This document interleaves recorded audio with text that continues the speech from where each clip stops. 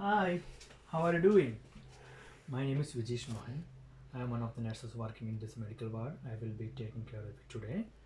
While talking with the patient, now I am doing the general check, like the lighting of the room, lighting and bed for the side rails, and checking the locks are in position, and checking the IV stand, then the suction, then checking the oxygen, and also I am checking the patient status, whether the breathing is normal, diaphoretic or not, any paleness in the face. Also I am checking patient facial expression. um, Hi Jim, today we are going to do the abdominal assessment. It will take around 30 to 40 minutes. Is that okay for you? Okay. Before proceeding with the abdominal assessment, would you please state your name? Okay, Jim. Okay, is that your first name? Okay, and what's your last name? Claire. Okay, so it's Jim Claire. Okay, and can you please tell me your date of birth? Okay, and do you have any allergy to any kind of medication or food? Okay, now we are going to do the abdominal assessment. For that, I need you to lie down, lie as flat as possible, so it will be easy for me to assess your abdomen. And before we are proceeding with your assessing your abdomen, I would like to ask you some few questions that will help me get with your diagnosis. Can you please tell me, do you have any history of any abdominal diseases like pancreatitis or cholecystitis or any disease related to your gastrointestine? Okay. Did you had any surgeries in the past? Okay. Now, can you please tell me, are you experiencing any kind of pain now, especially in the abdomen? Okay. And is there any recent changes in your bowel pattern or any diarrhea, loose motion, or constipation which you experienced recently? Okay. And do you have any recent changes in your appetite or diet? Okay. And is there any changes recently happened in your swallowing or chewing? In swallowing and chewing, do you experience any difficulty in swallowing or chewing? Any headburns recently? Okay. Okay. Now we are going to proceed with your abdominal assessment, and before that, I'm going to check your oral cavity in the hand washing.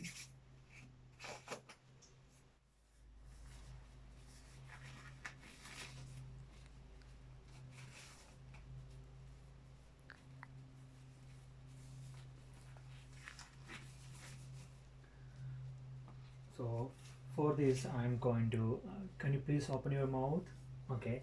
And now checking patient lips for any cracks, dryness, which shows the patient is dehydrated. Then using a tongue depressor, checking patients inner aspect of the cheek and inner aspect of the lip, upper lip, and the gum. Then both side of the cheek, and pen torch to check patient tongue and sides of the cheek. Especially in the tongue, I am looking for any any cracks that shows dehydration. Then examining the back of the throat. Okay, thank you, Jim. Now you can close your mouth. Thank you for that. Uh, Now I am going to auscultate the patient. Now I am going proceeding with the abdominal inspection. Hi Jim, now I'm going to expose your abdomen. Is that okay?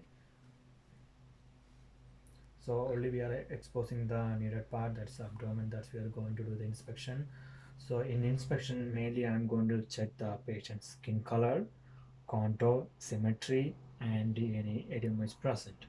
And also while doing the inspection, you can check for any abnormal movements or peristalsis or any pulsation. So first I'm going to check the skin color, whether it is what is skin color. Here we can see the skin color is white, or any bruising or any pinkish or reddish color, reddish discoloration is there. Then we are going to check any kind of scars, bruise, any incision marks, or any any equipments attached to the abdomen, for example like peg tube or colostomy bags. And now I am going to check the symmetry of the stomach, like it is equal in both left and right part. It's equal in both left and right part. Next I am going to see the contour of the stomach. What I mean by the contour, it is whether the patient's stomach is flat, round, or scaphoid or sunken. Because in some patient we can see the abdomen is round or flat. And what I mean by scaphoid, some patient who is like malnourished, the stomach will be in sunken in way. For that checking, I have to check from the side of the bed and also from the lower end of the bed. So that's about the contour. Now I am going to check whether the patient has any kind of edema over the abdomen, and also I am going to check whether the patient has any abnormal pulsation or any abnormal movement. Sometimes the patient is thin, we can see the peristaltic movement as well as the shift in the gas, shifters in the gas. So that's about the inspection. Jim, I'm done with the inspection now. Everything is look perfect on your abdomen. There is no any striation or any bruise or any marks I could find. Also, you look perfectly healthy and your abdomen is symmetrical. And next, I'm going to listen to your abdomen. Are you feeling comfortable now? Okay. For while I am listening to your abdomen, I request you to remain flat as possible and try to be quiet and do not talk while I'm doing that, because if you talk, it will, I can listen that it will, I won't be able to listen clearly.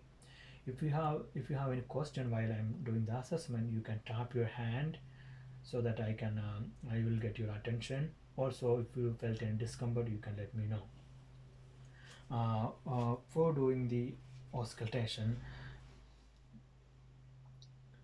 I am going to divide the abdomen in four quadrants, uh, taking the umbilicus at the midline, and the first there is right lower quadrant, right upper quadrant, left lower quadrant, and left upper quadrant and left lower quadrant. So I am starting the auscultation. I'm starting the auscultation from the right lower quadrant. I'm using the diaphragm of the stethoscope.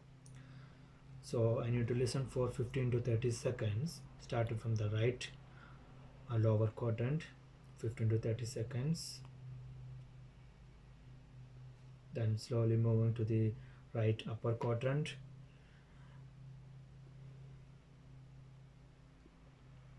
Here I can hear a gurgling sound.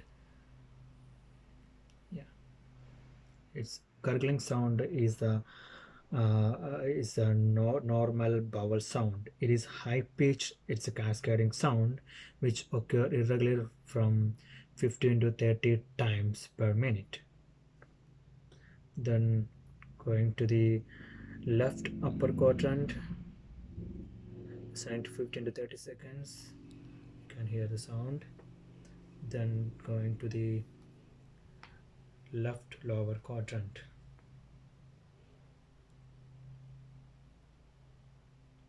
So if I am not listening, getting any sound in that particular quadrant, I have to wait for 5 minutes.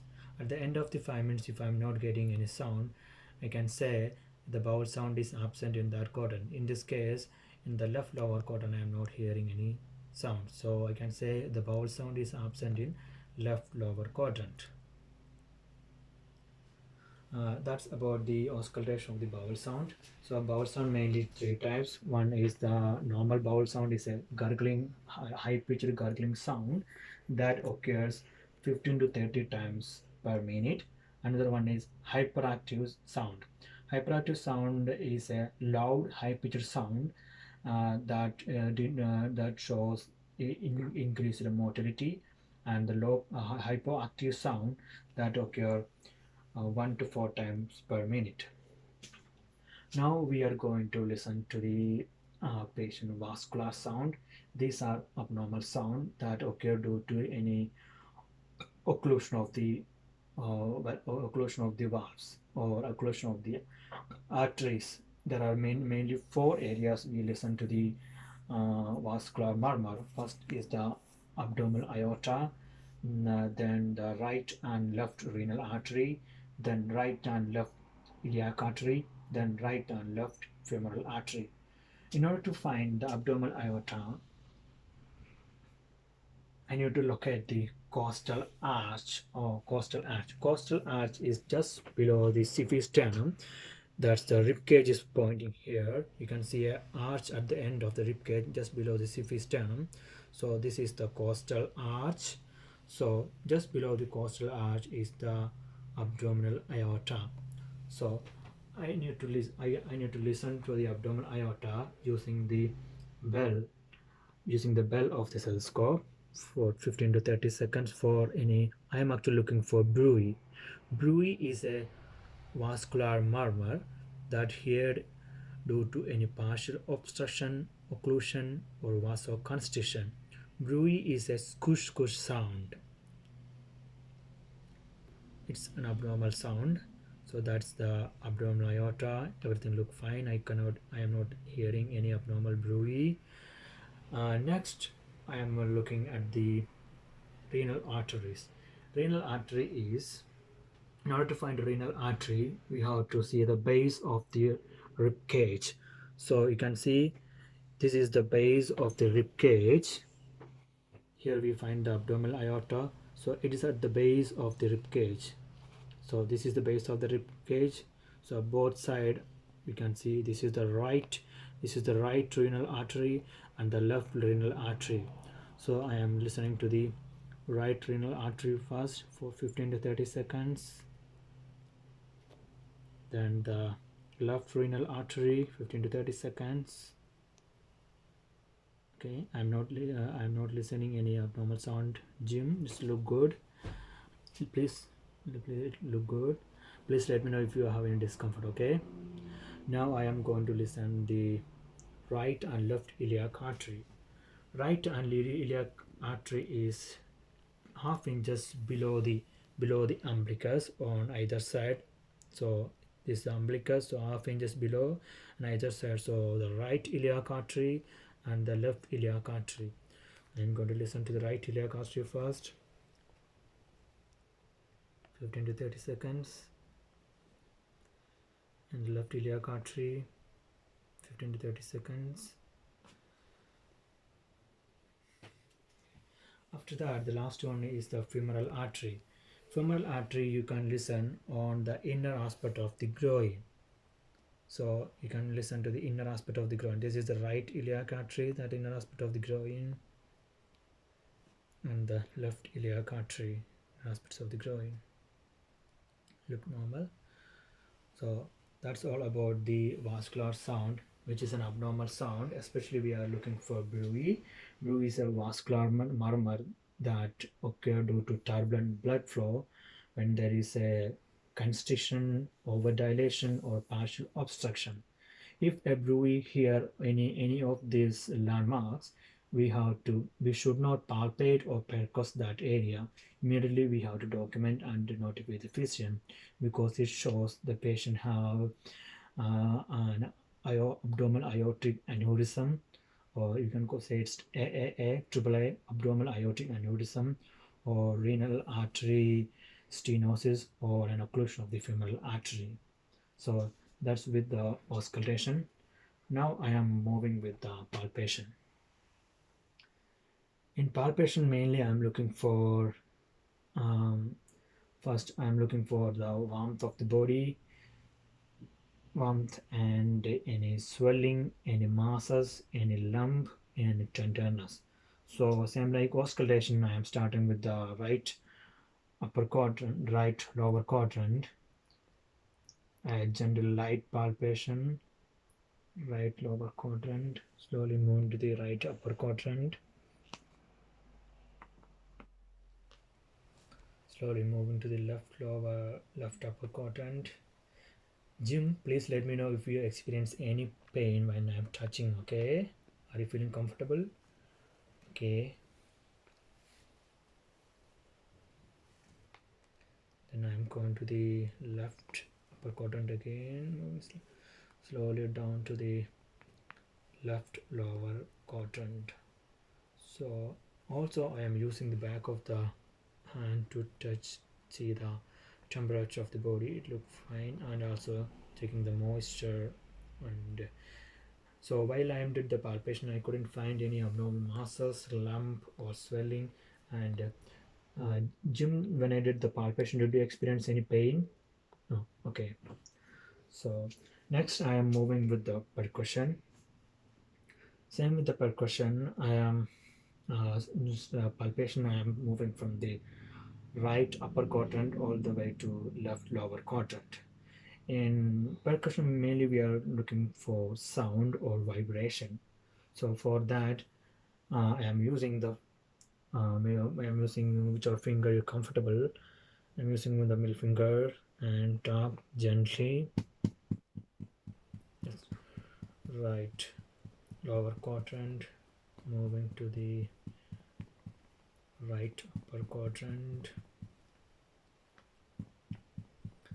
left upper quadrant, left lower quadrant, and I am in the middle, and I am just doing around everywhere. While doing percussion, timpani is the normal sound we are actually looking for. Timpani is a normal sound that indicates air, and also we are also looking for dull sound. Dullness shows maybe it is like a distended bladder. If we are doing the percussion over the bladder, so if it is distended, we can hear a dull sound. Also, if there is any presence of mass or fluid, we will get a dull sound. Also, when you percuss, we will get a dullness over the liver and the spleen. So that's about the percussion. And also there is one more sound, that hyperresonance, that indicates if the patient has any gaseous distension. It is a sound like a drum. We are making a drum sound using a hand. That's the percussion. And there is one more there is one more thing. I need to do the kidney punch. That's for that I am requesting Jim. Now we are done with the abdominal assessment. That next I'm going to do the kidney punch. For that I need to sit up. Is that okay? For that I'm going to make the patient sit.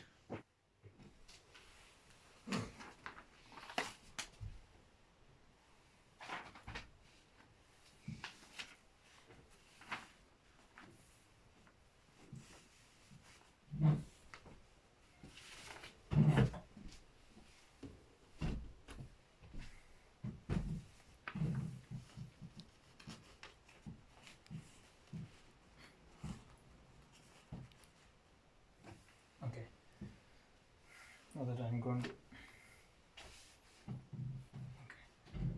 So for that, mainly we have to look at the landmark. That's the costo-vertical angle.